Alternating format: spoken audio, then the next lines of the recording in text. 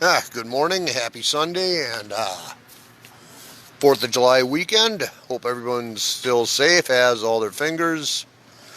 So, well, today, a little mix of everything in the video on that. Just had a little upset here with the family this weekend. We lost our first chicken, and we don't know why, so I'm still kind of researching that. It was not a predator, and it was found in the coop, so that's was a little upsetting to him, so we took care of that there. So I guess we're down to 12 ladies working. So anyway, one of the first things I wanted to show you today too is what I started doing with the cherry tomatoes and the tomato plants is an easy way to hand pollinate. I saw a guy with an electric toothbrush. And he actually touched the base of the flower on them, and he claims he gets 2 to 3%. I was told by someone it's kind of like using a vibrator on it, so feel a little weird about that. You can always kind of do this little thing, which I'm going to show you quick here, and that is to get up by the flowers here, and let's see, and just kind of tap them lightly right there. See if kind of simulate the wind. So that's something else you can do. Now, if you're still more reserved or feel it's a little perverted or whatever, whatever your thought is, fondling the plant's ovaries, well, hey, I can help you with that too. So what I did in these Bountiful Harvest ones, you see where I had the tomato stake three stakes, one for each plant. I found out right here, I'm going to try and zoom out. What I do right here when they're tied up is just kind of tap and vibrate all the plants a little bit right there. And it seems to be helping. As you can see, we're starting to get some tomatoes on the vine. There's some of them like right here, especially. We got 8, 9 tomatoes and a huge cluster here on the same plant. Another thing that's been going on pretty good is the loofah gourds really took off. As you can see, there's 2 down here just shy of being connected to the trellis. These 2 are away from the trellis, but they're really going up, and we managed to get this one attached over here, and we got 2 of the other ones attached here. As you can see, this one's the winner right now because that's not too far from being to the top. Another thing we did, which was really surprised, because they're not that big of a pots, is we had a few leftover okra plants that we decided to plant in here, and they're doing fine. And those were about 5 inches high a week ago. So that's what I mean with the okra, is that you really have to be patient because it will bloom. These right here are a couple more tomato plants that were tiny about a month ago that we had left over, so rather than waste them, we decided to put them on here. Here's a couple more, and that's about all it is for the balcony right here, or the deck where we have our plants up here. Other things we've been trying to do is just kind of keep a little preventive maintenance, clean up and everything. So we did a little bit of improvement, I think, anyway, to where it was around my quote-unquote construction zone. So far, not too good on the apple trees as far as, yesterday I was walking up and I found the start of a tent caterpillar nest, so needless to say, that branch was pruned pretty much instantly. So I would say maybe we lost about 8 inches height, so we kind of got lucky there. But it is something to kind of look out for. Moving a little slow today too. It's a little warm out here. We've been out for a while. So anyway, we got over here, and Kind of straightened up the area a bit.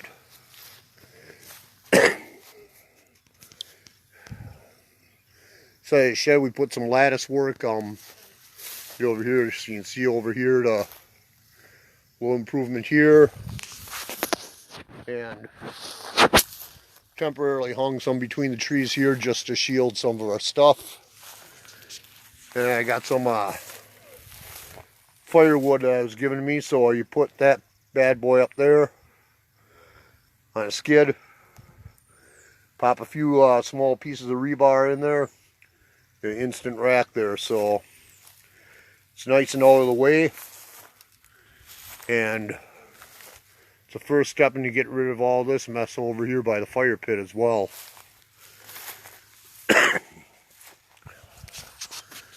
So going into the garden, we've had a lot of stuff go on. The fava beans are growing well here. And the Brussels sprouts and cukes are doing fantastic. Especially on the cukes, moved her over today and we got our first big one growing right here. If you can take a look here, a couple are smaller ones. We do have a lot of blossoms as well, if you can see on the patty pan squash. What's nice with these is you can see they are taken to the trellis nice over here, so which was the intention of doing it to begin with. And even on here as well. Again too, if you look at the okra down here, those were those small ones last week. So yeah, after about a month it really does not take long to go. Now for how small some of the bean plants are too, and they're, you know, bush beans in there, you know, for where they are in the bed. They're not too high right now. But these things were less than 2 weeks ago a seed. And they are the jade bush bean variety that we got when we got up to the Amish. And I mean, I'm serious, we paid $1.95 I think for a quarter pound. And within 2 weeks from seed, right here are the results. I mean, that is extremely fantastic. Very happy with them. And we also tried some of their snap peas too in that. And again, those have taken the trellis nice. Those are maybe about a month right now. So those are growing well. You go on the other side of the herb garden as well.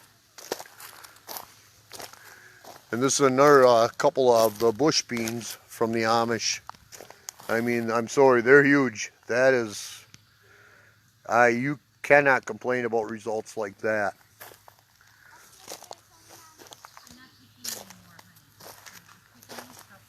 We made the first couple beets we took out today, so that's a good sign. Now what I want to show you next too is kind of the exact intention we'd had by putting up the greenhouse frame with the caging for the beans. And yeah, I wish there were more, but hey, who doesn't? So live and learn, first attempt, you know, they worked out okay. We got right up here, you can see them growing all along. They're actually going across the top. That top line with lights is about 5 feet, and it's about 7 feet in the center right there. So that one's pushing about 7 feet right there.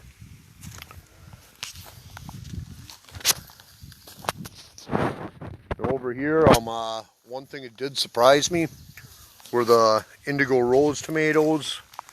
And we see we have a lot of them started. 1, 2 areas on the plant. And we got some more blossoms up here. We bought 3 plants of these at Stein's, I believe. They are all doing superb as far as growing. One thing I noticed this year, the heirloom tomato from Chef Jeff's, not so good. I mean, we got one plant that's halfway decent, but you know, and maybe it's the weather or whatever, I can't figure it out. But the pepper fooled you and is doing very well, even though it's shaded by this and being overtaken by the tomatoes a bit here. but we do already have the fruit on some of them. And they are Chef's Jeff's as well. However, they are the premium brand, which would be kind of like what they would look like in the store. Moving along too, we got some of our giant jalapenos here doing fantastic. Our aromas from the Amish. I am very happy with the bunches. Look at that, 3 bunches on one plant. 7 out of the 9 plant all have tomatoes started on, with about 3 areas each.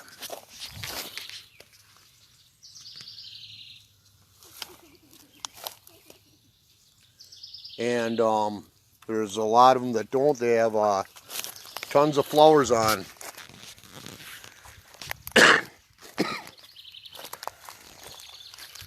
Moving here, our peppers are starting to love it a little bit better. They're growing up a little bit more.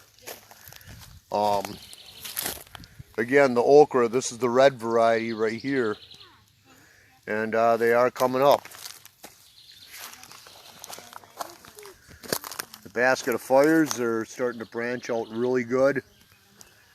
And the habaneros right there are doing fine. Not too much on the Trinidad Scorpion Plains or the Thai Dragons. I'm getting a lot of blossoms on the Reapers though. And each of the chocolate Trinidad Scorpions all have a pepper on each, so that's fantastic there.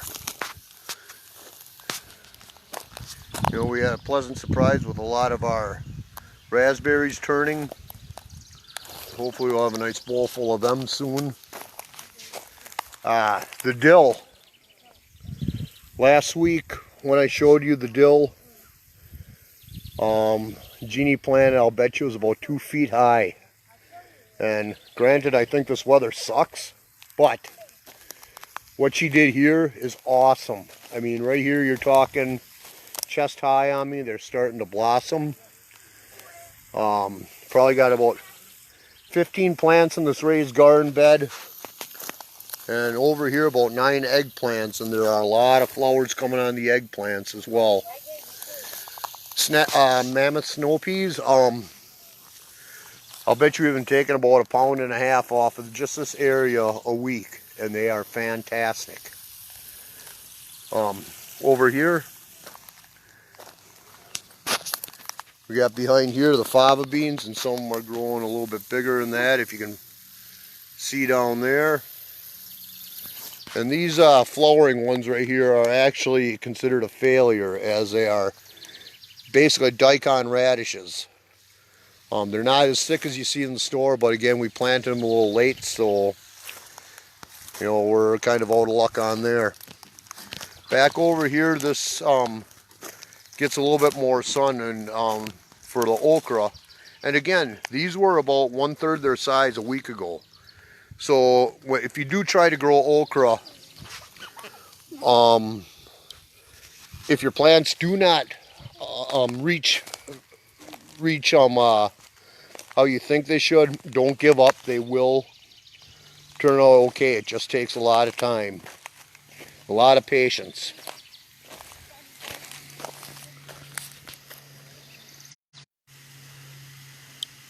Okay, now we're going to resume back into the middle of the horseshoe bed. And this is the difference to them. These tomatoes, I don't know, they look pretty terrible down here, but you know, right here, again, for how terrible and small they look, they are still blossoming. We got a couple tomatoes on there. These are the early girls, so we didn't have as much luck as we did last year with them either, so maybe we're doing something wrong. I don't know. We'll figure it out. The lemon boys here, tomatoes, they've started to come back pretty good. And as you can see on the other side of the Romas right here, we're starting to get quite a bit of them on there. Now, the beans on the trellis that we were talking about before, this is what it looks like on the inside. And again, this plant right here, I'll try to give my face for a little bit of a comparison. Okay, this bar right here is about 5 feet high, right about up to here. So you look right here, they're easily getting 6-7 feet right here, and there are a ton of them that are just starting to flower and produce.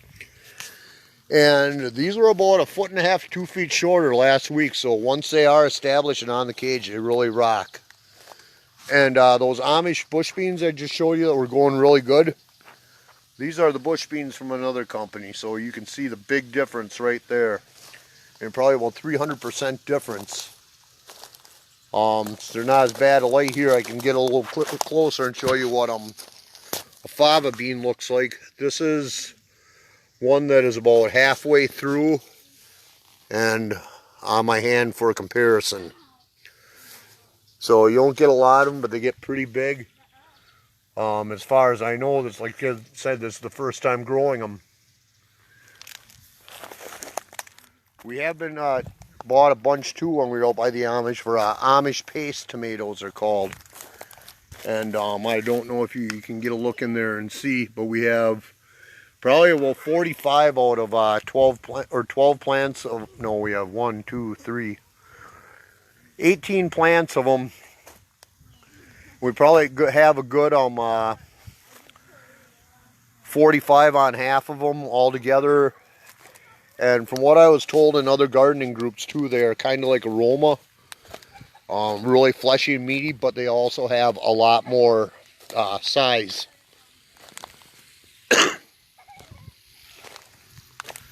So one of our miscellaneous chickens out here saying hi. My master watering. Oh, come on.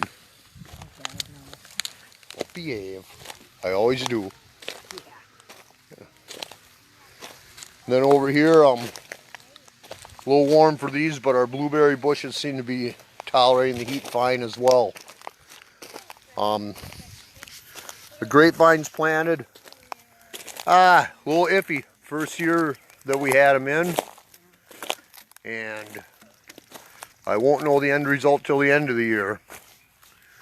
Again, these watermelons here were bought at the Amish and planted about a week earlier than the ones bought at a chain store, which are here. And they're still hanging on pretty good, but as you can tell the difference in the size. This next row is the blue Hubbard squashes. The real bumpy, ugly, bluish gray ones you see at a farmer's market. And those I got from, I believe it was from a eBay user called Heirloom Seed Guy. I've bought them from him in the past, and these things really went good. We planted 1, 2, 3, 4, 5, 6 out of the 10 seeds. They all germinated fine. This is where most of our horseradish root was at. I dug it out so the rest of the garden could get some shade or get some sun. Walking around here, rhubarb's at seed, the asparagus is at seed, so that's done, but it is what it is. Down here, 2 cantaloupe again. I think we did get them at the Amish too, but again, doing fantastic. This big patch here, it's actually 4 rolled pumpkins that the seeds germinated after we rototilled this year. So again, there's a pleasant bonus there. We got some different types of squash and watermelon spread throughout, so we'll see how that does as well.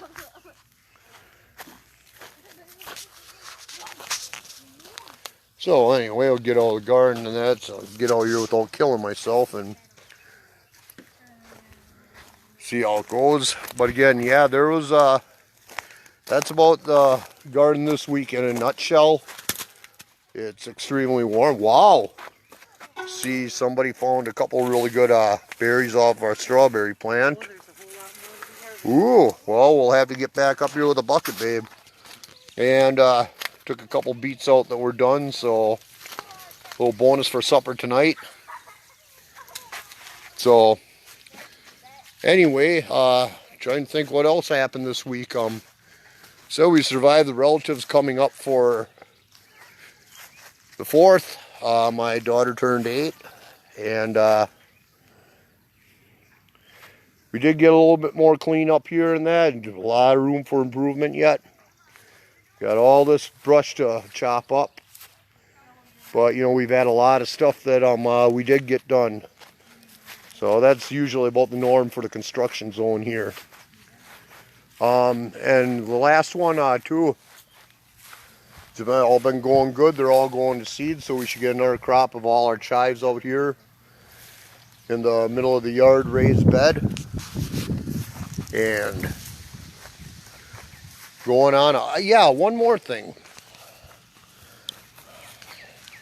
Since this is our one of our experiments in permaculture and trying to be as self-sufficient as possible, we have upgraded some stuff in that, so and wait for the cool weather too, because it was nice not having to buy salads and harvesting almost on a daily basis for what we needed. It's probably more organic and a lot better than you find in the store. But in Jeannie's front garden, everything seems to be coming along real fine on here. And one thing I wanted to do is show you one of the new sprayers I got. They're about $6, and they're put out by Miracle Grow. Maybe they're $8 a piece. But this is what they look like. I will say this is nice. There is a on-off switch right here. Screws on no problem, and actually works very well without any leaks almost instantly.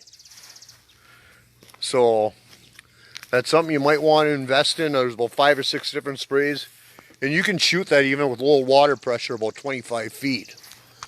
And oh yeah, most important thing for an American in a household, I believe anyway, is we got our flag repaired and the missing grommets, so we got Old Glory coming back up right there.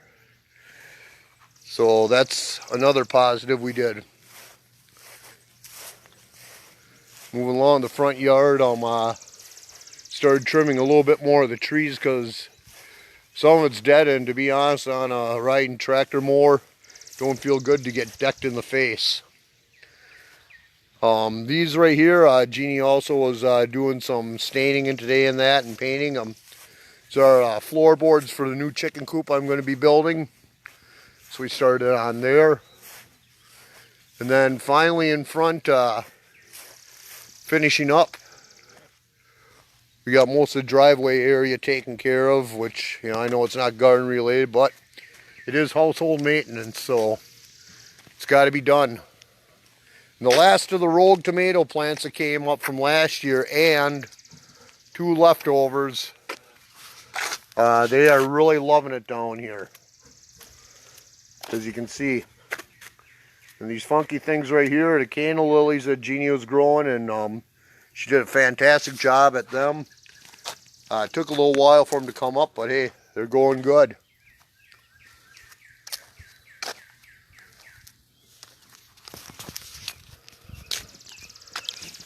So anyway, I really don't have too much left to say this week. It's getting a little warm out here.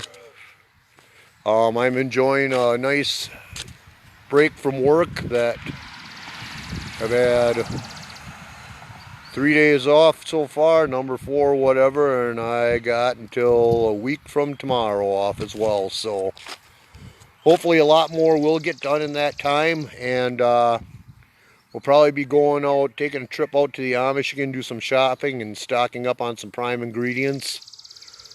So if we do, we'll share some of our finds with you.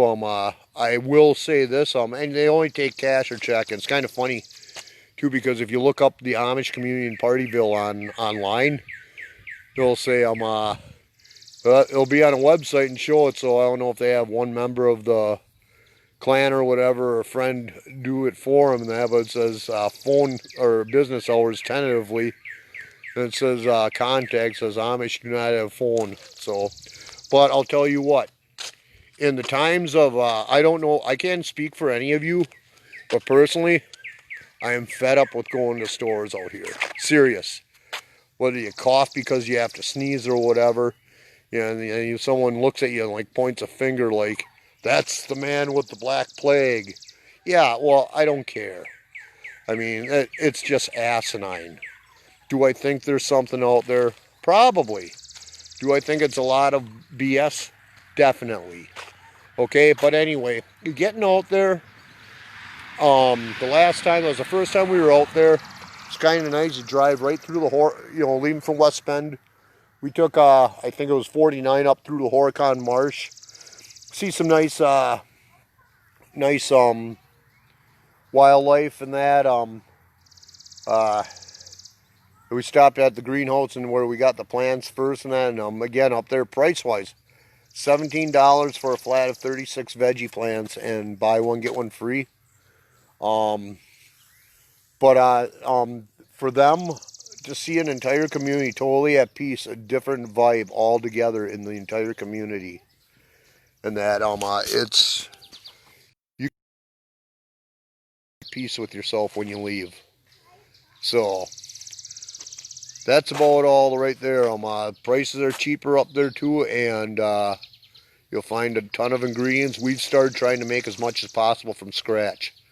Not buying any processed, namely because I'm sorry, at 50 years old and starting to put the belly back on. I don't need it, and yeah, once you start getting the mindset of doing that and being self-sufficient in that, to me, realistically, you don't even want to go back to the stores and buy the Chinese crap or whatever. And I got nothing against Chinese food. I go, honestly, if there's one thing I miss and I'm really jonesing over is not having a Chinese buffet to go to.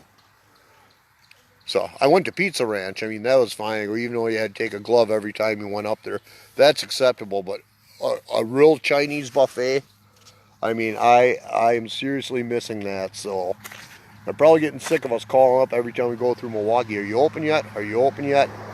But anyway, as far as actual Chinese food, we actually go to several Asian stores wherever we are, whether it's visiting my folks in Green Bay.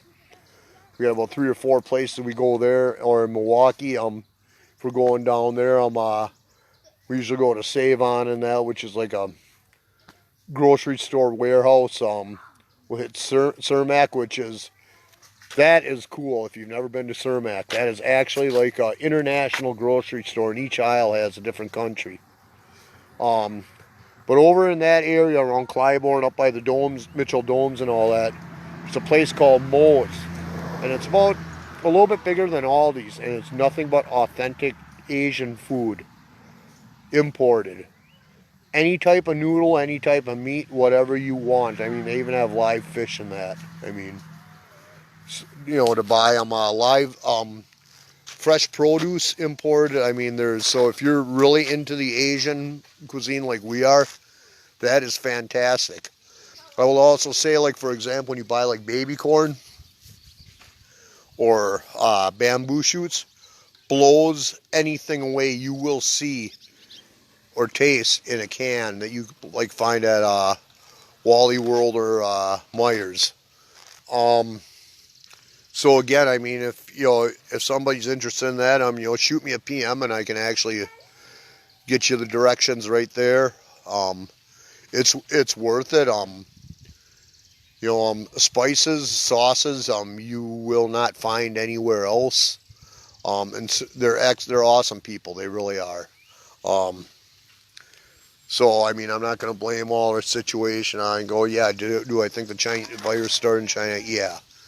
I think it was just piss poor handling. Yeah. Am I going to blame Chinese people? No, because some of the Asians are probably, out of all people in the world that I've had to deal with, Asians are by far the best, both when I was buying and selling, and both now as a consumer. So I will gladly give them my business anytime. So that being said and done, I wish everybody a 4th of July weekend. I hope it goes great. We'll be trying to keep cool today, and we got a lot of indoor projects to do around the home today, so we'll probably be hitting them for a while.